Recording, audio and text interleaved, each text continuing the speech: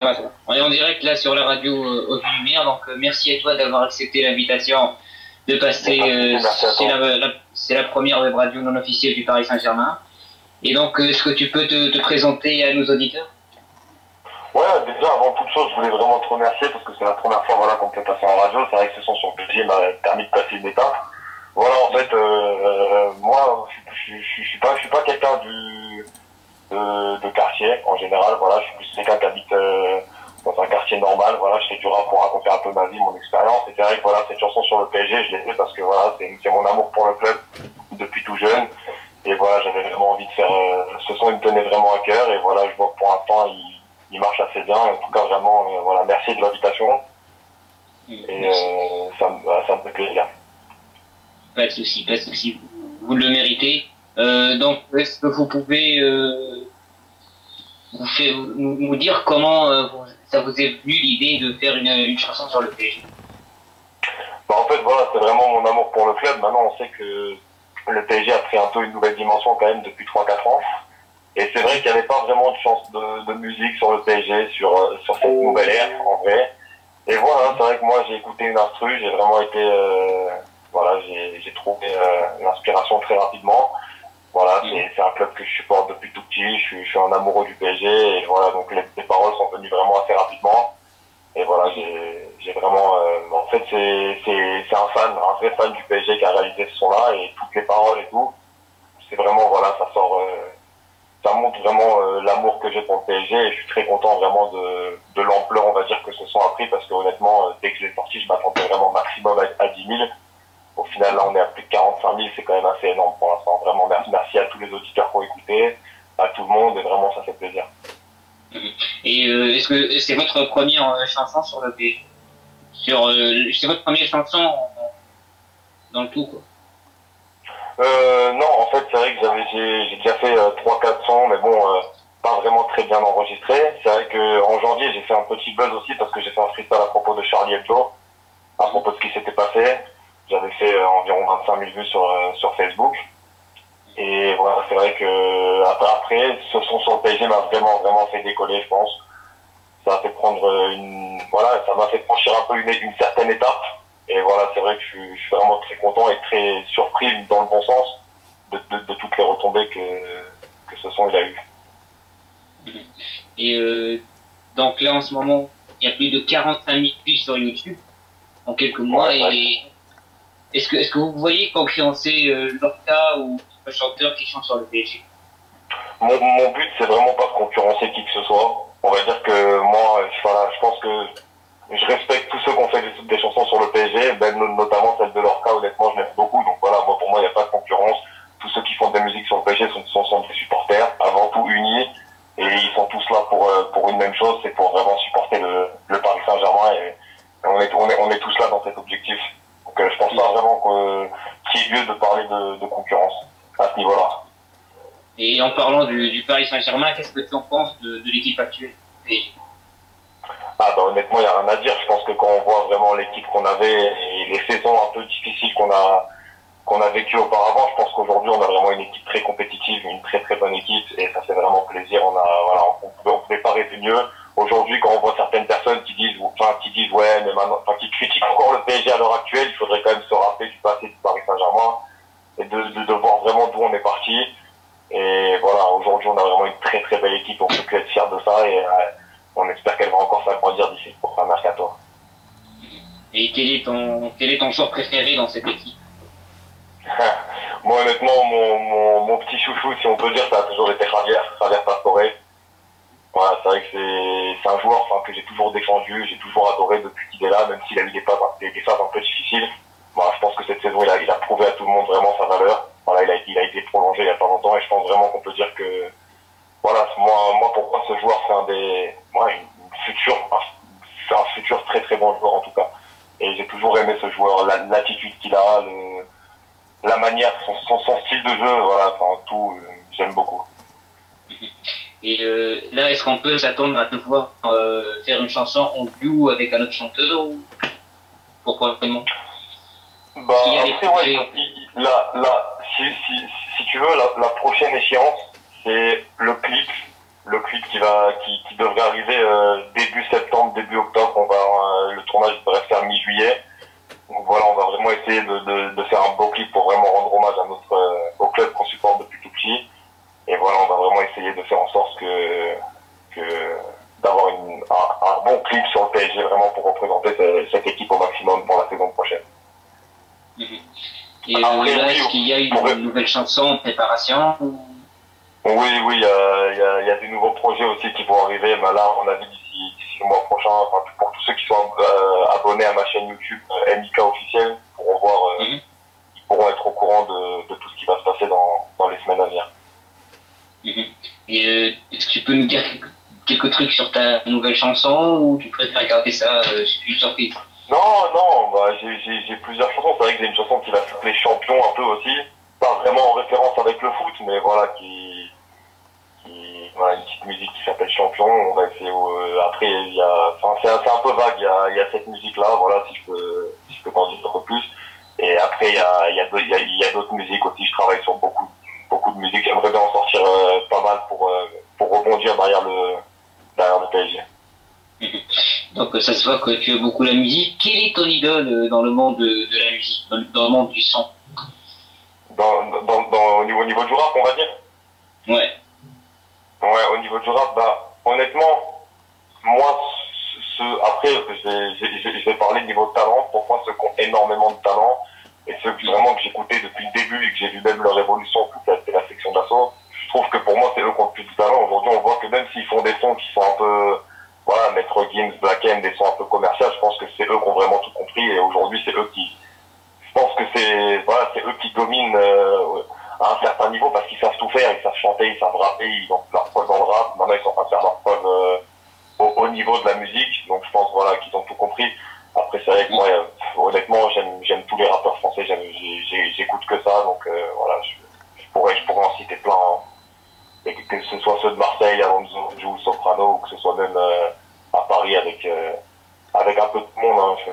J'en aurais même pas beaucoup à citer, plus Booba, Ross avant, avec même La Fouine aussi un petit peu avant, aussi à l'ancienne. Et maintenant, on écoute, voilà, Sadek un peu, Sultan, tout ça, voilà, il y en a beaucoup. L'artiste aussi que j'aime beaucoup, là, qui est en train de bien émerger. Enfin, voilà, honnêtement, il y en a beaucoup parce que j'écoute que du rap français, donc si je devais citer tous les artistes, on y passerait la nuit, mais voilà. Vraiment. Ça, donc, parlons un peu du Paris Saint-Germain. Qu'as-tu pensé de la saison du PSG? Honnêtement, on peut dire ce qu'on veut. Très belle saison du PSG. Voilà, on a réalisé quelque chose vraiment d'historique en France, et c'est pas parce qu'on a une grosse équipe que c'était facile à faire, parce que jouer sur 4 tableaux pendant vraiment toute la saison quasiment, c'était vraiment très difficile. On a gagné les 2 coupes nationales, on a gagné le championnat, on a perdu avec une équipe diminuée, il faut quand même le rappeler, contre le Barça. Et voilà, moi je pense qu'on sent vraiment la tête haute. Et en plus, le Barça, je pense, cette année était vraiment au-dessus de tout le monde. Donc je pense que voilà, on a fait une bonne saison. Il y a beaucoup de joueurs qui ont fait faire les critiques. Je pense à Pastore, je pense à Cavani aussi, qui a quand même marqué 31 buts, c'est assez énorme sur une saison. Donc voilà, vraiment, je pense que la saison du PSG, pour moi, c'est la meilleure saison du PSG depuis, peut-être même de l'histoire du PSG, ouais, en termes de titres, en tout cas. Et quel joueur t'a bluffé le plus au PSG cette saison?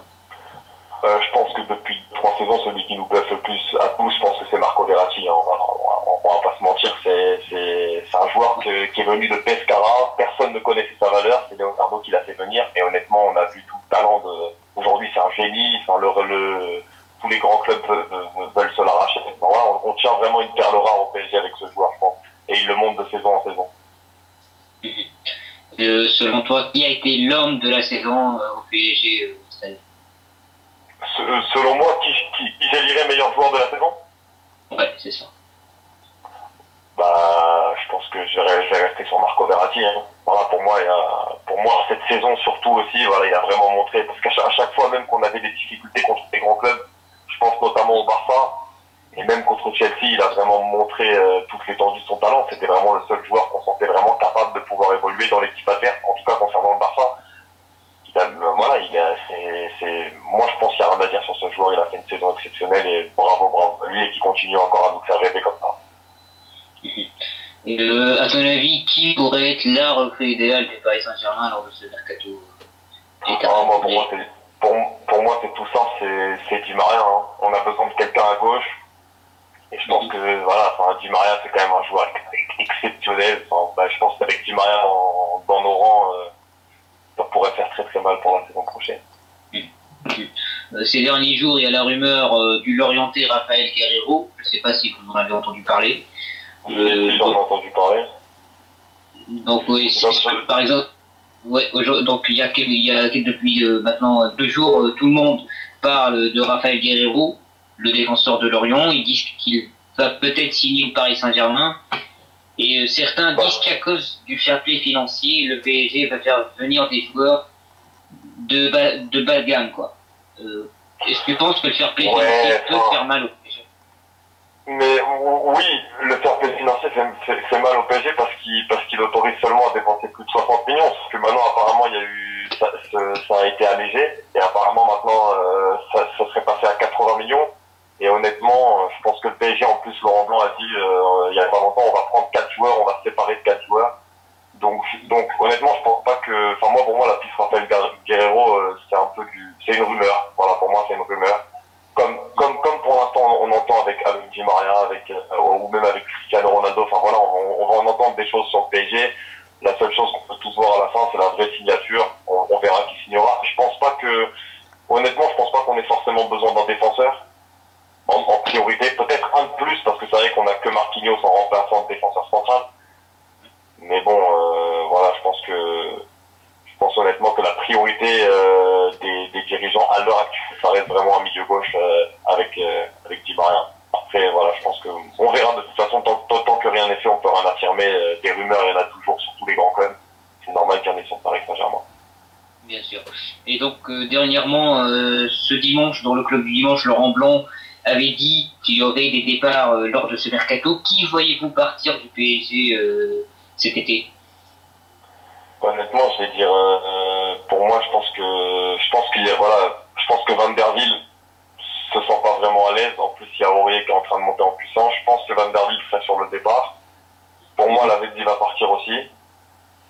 Honnêtement, je pense que Cabaye aussi, c'est un bon joueur, mais il n'a pas énormément de temps de jeu et quand il joue, on se fait rentrer directement dans des gros matchs et il a du mal. Donc, je pense que Cabaye aussi devrait plier bagage. Je pense que c'est vraiment ces 3 joueurs susceptibles de partir. On parle aussi de Lucas Digne, voilà, parce que c'est vrai qu'il a pas beaucoup de temps de jeu, mais bon, après, c'est vrai que Maxwell se fait un peu vieillissant, donc il faudrait quand même songer à le remplacer. Mais voilà, je pense que s'il y a 4 joueurs que je verrais partir, ouais, je dirais Cabaye, Digne, Van der Wiel et Lavezzi. Et est-ce que vous pensez que Laurent Blanc est l'entraîneur idéal pour bâtir un club encore plus fort que celui-ci, pour rêver encore plus grand et peut-être gagner la Ligue des Champions? Est-ce que vous pensez que c'est l'homme idéal pour cette tâche-là ou... Après, l'homme idéal, c'est quand même un grand mot, mais voilà, moi, c'est vrai que Laurent Blanc, c'est quand même quelqu'un que j'adore. J'ai toujours soutenu depuis qu'il est arrivé au PSG, et honnêtement, pour moi, il n'y a vraiment pas à cracher sur son bilan. Il a fait de très très bonnes choses au PSG. Il a montré que même si c'était un entraîneur, voilà, assez décrié, là, il a montré au PSG quand même que voilà, même il savait faire face aux moments difficiles, parce que cette année, au début de saison, on a vécu quand même des moments difficiles avec le PSG. Finalement, là, pour tout gagner, donc je pense qu'il a vraiment, c'est un entraîneur qui remotive les troupes, hein. Les troupes, elles savent se remotiver toutes, mais c'est vraiment le coach qui montre la force mentale de l'équipe, parce que c'est lui qui la dicte. Et on a vu que cette année, ils ont vraiment eu une force mentale incroyable, le PSG, donc bravo à lui pour ça. Et s'il a été capable de faire ça, je pense que oui, je pense qu'il est capable vraiment d'aller loin en Ligue des Champions et peut-être même de la gagner. De toute façon, il faut bien la gagner une première fois dans une vie pour pouvoir progresser. Il y a une première à tout, donc je pense que même pour Laurent Blanc, c'est pas parce qu'il l'a jamais gagné qu'il va pas la gagner. Je suis entraîneur avec sa première fois. Donc voilà, je pense que chaque entraîneur peut l'emporter. Et Laurent Blanc également, surtout avec une équipe comme ça et celle qui se profile pour la saison prochaine. Et tu penses que dès la saison prochaine, on pourrait gagner cette fameuse Ligue des Champions? Après, faudra voir. Bon, faudra voir la qualité de jeu, faudra voir surtout l'envie et le mental dans ces matchs-là, parce que c'est vraiment ça aussi c'est vraiment 60% de la victoire, c'est vraiment dans le mental. Donc, honnêtement, moi, je pense que oui, on gagner un championnat, donc la prochaine étape, en tout cas dans les joueurs, dans leur tête, c'est vraiment clair, c'est la Ligue des Champions. Donc l'année prochaine, je pense qu'il y aura une vraie ferveur du côté du PSG en Ligue des Champions. Peu importe l'adversaire, le PSG voudra gagner. De toute façon, pour la gagner, il faut battre tout le monde. Donc voilà, là, il faut vraiment se mettre en condition. On a une équipe qui, quand même, depuis 3 ans maintenant, vit ensemble, commence à se construire. On a une équipe assez stable maintenant. On n'a pas besoin vraiment de reconstruire une équipe comme il y a 3 ans. Donc je pense que maintenant, oui, on peut être capable de la gagner. Sachant c'est vrai le PSG fait très fort à l'Europe aussi. Ouais. Comme je le dis dans ma musique, du coup. Donc voilà, c'est vrai que c'est une réalité aujourd'hui. Et donc, est-ce que tu penses que le PSG est le meilleur club français de tous les temps ou presque? Peut-être pas de tous les temps, parce que ce serait un peu abusé de dire ça, parce que voilà, il y a des clubs français qui ont remporté vraiment, de longs trophées, qui ont été des grosses équipes, peut-être pas sur le papier, mais en termes de palmarès, il y a quand même beaucoup. Un palmarès, ça se fait pas en 3 ans, un gros palmarès, ça se fait pas en 3 ans, ça se fait sur 10-15 ans. Donc voilà, maintenant c'est vrai que nous, aujourd'hui, on a un peu plus de 40, on a plus de 40 ans maintenant. Et je pense que le palmarès qu'on a en 40 ans, comparé à des palmarès qui sont déjà là depuis bien 100 ans, on n'a pas à rougir de notre palmarès en 40 ans, en tout cas. Et je pense qu'on sera capable de l'agrandir dans les années à venir. Et donc, selon toi, est-ce que le PSG, pour les années à venir, va avoir cette suprématie qu'a eu Lyon avec ses 7 titres de champion d'affilée? Est-ce que tu penses que ça va être le même scénario, voire en plus grand? Il faut le viser. Il faut le viser. Si le PSG veut vraiment devenir un grand en France. Maintenant, moi, c'est vrai qu'honnêtement, j'aurais préféré, parce que c'est vrai qu'on aimerait bien avoir une équipe en Ligue 1 capable de rivaliser, on va dire, en termes de, voilà, en termes de richesse, on va dire, avec le PSG. C'est comme il y avait à Monaco, sauf que Monaco a changé sa stratégie. Honnêtement, quand Monaco avait recruté Moutinho, Falcao et James, là, je me suis dit, on va avoir un gros championnat avec 2 grosses équipes, un peu comme on a en Espagne. Donc c'est vrai que j'aurais préféré, c'est vrai, de la concurrence. Maintenant, c'est vrai que le PSG, honnêtement, en vue de son effectif, et si les équipes ne se renforcent pas énormément, on va dire du moins à la hauteur du PSG dans les années à venir, je pense que le PSG peut conserver son titre pendant bien 4-5 ans, en étant vraiment réaliste.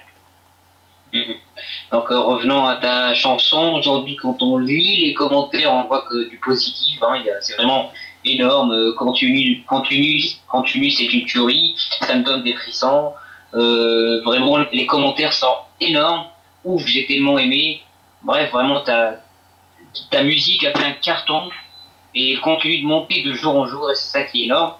Donc encore une fois, je voulais te remercier d'avoir accepté de passer sur la radio Lumière. Aussi avec nous le fondateur et directeur de la web radio François Poiré avec nous dans la réalisation. Merci à lui aussi. Merci beaucoup d'être passé sur la web radio en tous les cas, Michael. Merci à vous. C'est gentil, merci beaucoup pour l'invitation et merci beaucoup pour... Merci à tous les auditeurs qui ont écouté ce soir et voilà, vraiment merci à vous de m'avoir fait passer et ici c'est Paris. Et puis à très bientôt surtout. À très bientôt. À très bientôt. Merci à vous. Au revoir. Au revoir. Ouais, c'est la passé, hein, ça va. Ouais, attends.